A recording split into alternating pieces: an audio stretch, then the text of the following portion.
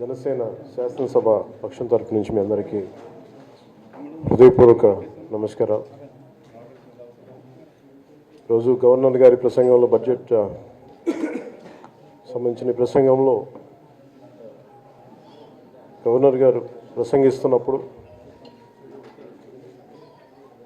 గత ప్రభుత్వంలో ఉన్న నాయకులు, వారి సభ్యులు చాలా హుందాగా గవర్నర్ గారు ప్రభుత్వం తరఫున ఆయన సందేశాన్ని తీసుకెళ్తున్నప్పుడు వారు చేసింది ఏమాత్రం సబబుగా లేదు.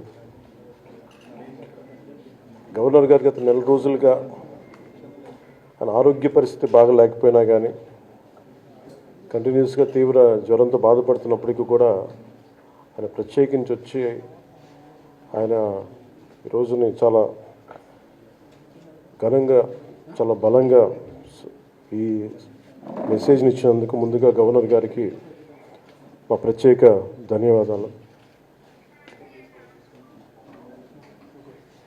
గవర్నర్ గారి ప్రసంగంలో వైసీపీ అగ్రనాయకత్వం కానీ, సీనియర్ నాయకులు కానీ, వారి ఎమ్మెల్సీ సభ్యులు కానీ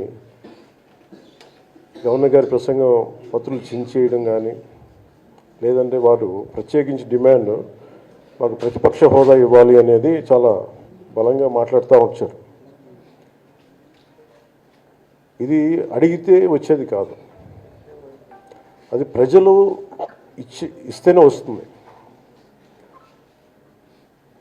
బేసిక్గా ఒకటి హయ్యెస్ట్ మెజారిటీ ఎవరికి ఉంది వాళ్ళు ప్రభుత్వం ఫామ్ చేస్తారు. వాళ్ళకంటే నెక్స్ట్ స్టేజ్ ఎవరికి ఉంటే వాళ్ళకి ప్రతిపక్ష హోదా ఇస్తారు. అంతేగాని గతంలో మేము ప్రభుత్వాన్ని పరిపాలించాం కాబట్టి మా ప్రతిపక్ష హోదా ఎవరికి ఇవ్వరు.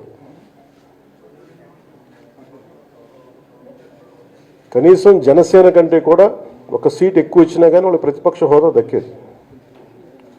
ఈ రోజున ప్రభుత్వంలో సెకండ్ లార్జెస్ట్ పార్టీ జనసేన.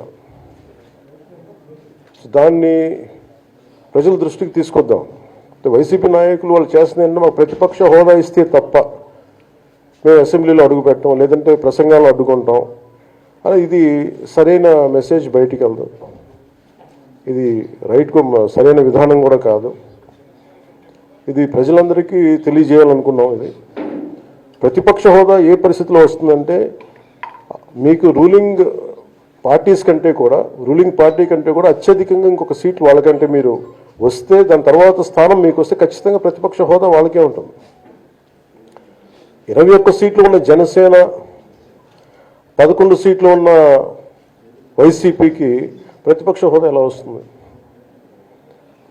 మేము వస్తే తప్ప మేము అసెంబ్లీకి రాము, ఇలా గవర్నర్ ప్రసంగాలను అడ్డుకుంటాం అనేది ఇది సరైనది కాదు. ఇది ప్రజలందరికీ కూడా తెలియచేస్తున్నాయి ఈ సందర్భంలో. అందుకని ఇది భవిష్యత్తులో కూడా మేము కోరుకునేది వైసీపీ నాయకుల్ని, మీకు ప్రతిపక్ష హోదా ఇవ్వకపోయినా ప్రజలు మీకు 11 సీట్లు ఇచ్చారు, దాన్ని గౌరవించి మీరు అసెంబ్లీకి రండి. మీ స్థాయికి తగ్గట్టుగా మీకు మీకు ఎన్ని ప్రశ్నలు అడగాలో దాన్ని తగ్గట్టుగా ఇస్తారు మీకు.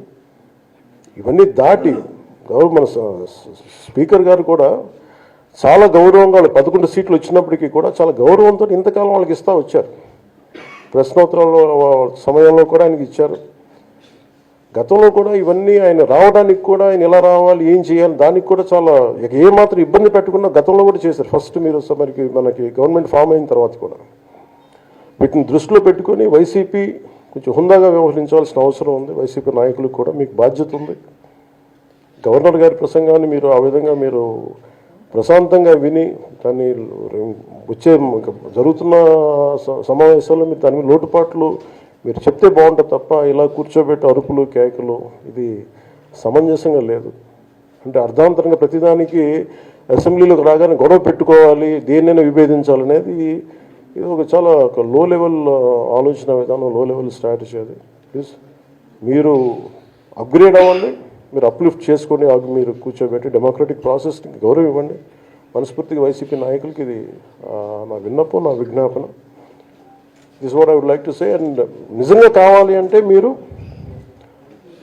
ఈ 5 సంవత్సరాల్లో మీరు ప్రతిపక్ష హోదా మీకు రాదు. అది మీరు మెంటల్గా ప్రిపేర్ అయిపోండి.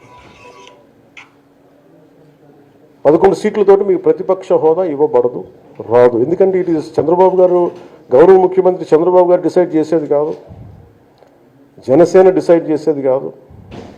దానికి రూల్స్ ఉన్నాయి, దానికి రెగ్యులేషన్స్ ఉన్నాయి, నామ్స్ ఉన్నాయి. ఉదాహరణకి నేనే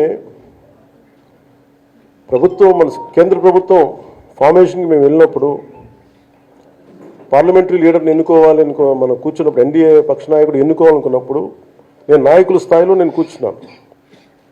అదే నేను ఇక్కడ మంత్రిగా ప్రమాణ స్వీకారం చేసేటప్పటికి నన్ను ప్రధానమంత్రి గారి పక్కన నన్ను కూర్చోబెట్టలా.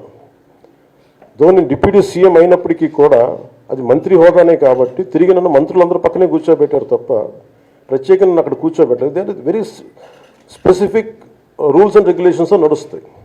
ఉదాహరణకి పొద్దున కూడా స్పీకర్ గారు ఎదురొస్తే నేను అసెంబ్లీలోకి అడుగు పెడతా ఉంటే స్పీకర్ గారు ఎదురొచ్చారు.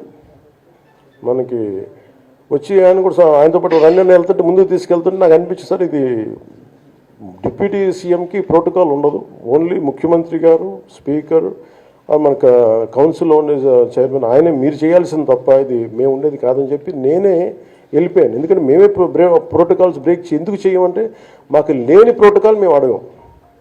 అలాగే వైసీపీ నాయకత్వం కూడా గుర్తించాల్సింది, ఇది మీకు హోదా ఇవ్వబడదు. ఇది చంద్రబాబు గారు ఆప్ చేస్తేనే కాదు, ఇది ఎవరు ఆప్ చేసింది కాదు, మీకు ప్రజలు మీకు ఇవ్వలేదు. మీకు అది మీరు దృష్టిలో పెట్టుకొని మీరు ప్రవర్తించాల్సింది మనస్ఫూర్తిగా నేను వారిని కోరుకున్న. అంతేగాని వారిని ఎక్కడ అవమానం పరచాలని కానీ వారిని తగ్గించాలని కానీ లేదు. 175 సీట్లు కేవలం 11 సీట్లు ఇచ్చారు వాళ్ళకి. ఆ దృష్టిలో పెట్టుకొని ప్రవర్తించవలసిందిగా మనస్ఫూర్తిగా వారికి కోరుకుంటూ మీకు తెలియజేసుకున్నాం. Thank you.